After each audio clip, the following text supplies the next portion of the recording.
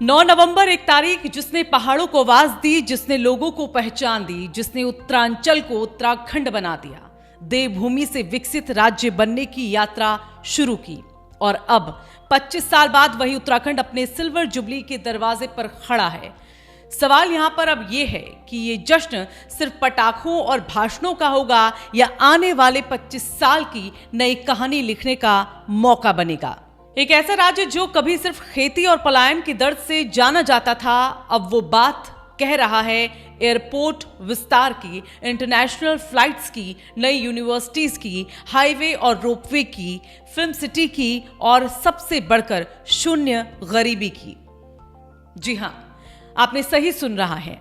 उत्तराखंड आने वाले 2 से 3 साल में देश का पहला जीरो पॉवर्टी स्टेट बनने का लक्ष्य रख सकता है। 2000 में जब राज्य बना था, बजट था करीब 38,000 करोड़ रुपए का और आज वही आंकड़ा अब पहुंच गया है 1 लाख करोड़ रुपए तक का। मतलब 25 साल में 26 गुना की छलांग। कभी खेती पर टिका ये राज्य अब मैन्युफैक्चरिंग और सर्विस सेक्टर में अपनी पहचान बना चुका है। किसानों की आय दोगुनी करने वाला उत्तराखंड अब गरीबी को जड़ से मिटाने की तैयारी कर रहा है।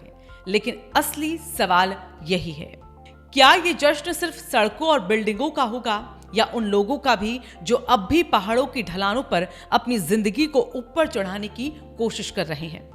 क्योंकि किसी भी राज्य की असली ताकत उसकी ऊंची इमारतें नहीं बल्कि उसके लोगों की मुस्कुराहट होती है।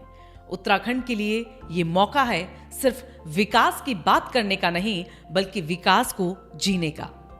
अगर आंकड़ों पर यहां पर नजर डालें तो राज्य की कुल गरीबी दर अब 10% से भी कम है, ठीक 9.67%, यानी देश के कई बड़े राज्यों से बेहतर प्रदर्शन।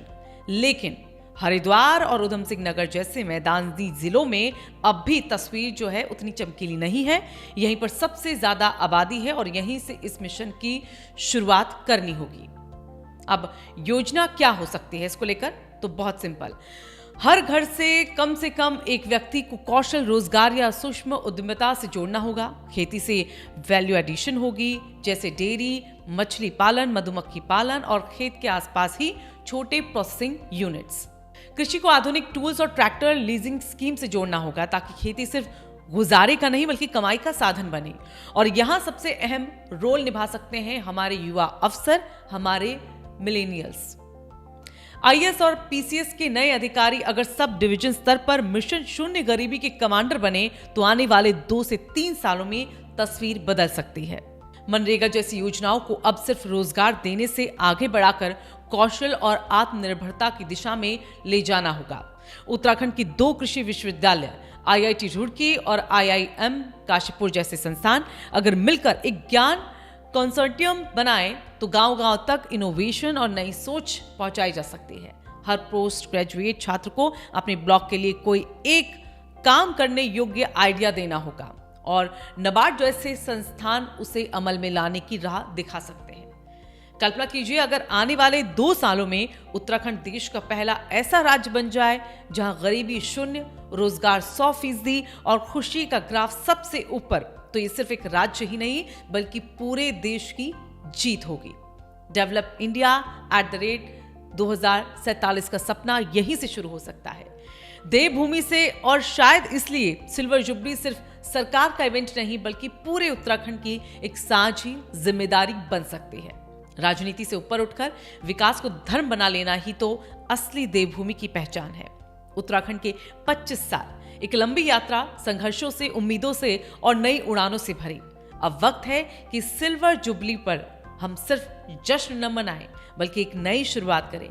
ऐसी शुरुआत जो हर घर में खुशहाली लाए, हर गांव में आत्मनिर्भरता जगाए और हर पहाड़ को नई ऊंचाइयों तक पहुंचाए। क्योंकि असली विकास वो नहीं जो अखबारों की सुर्खियों में दिखे बल्कि वो है जो लोगों की जिंदगी में महसूस हो। तो बताइए, आपको क्या लगता है, क्या उत्तराखंड अगले 2 साल में जीरो पॉवर्टी स्टेट बन सकता है? क्या ये सपना सच हो सकता है? अपने विचार जरूर दीजिएगा, कमेंट बॉक्स में जरूर अपनी राय दीजिएगा। वीडियो को लाइक कीजिए और दोस्तों के साथ इस वीडियो को शेयर कीजिएगा और साथ ही राय शुमारी को सब्सक्राइब करें।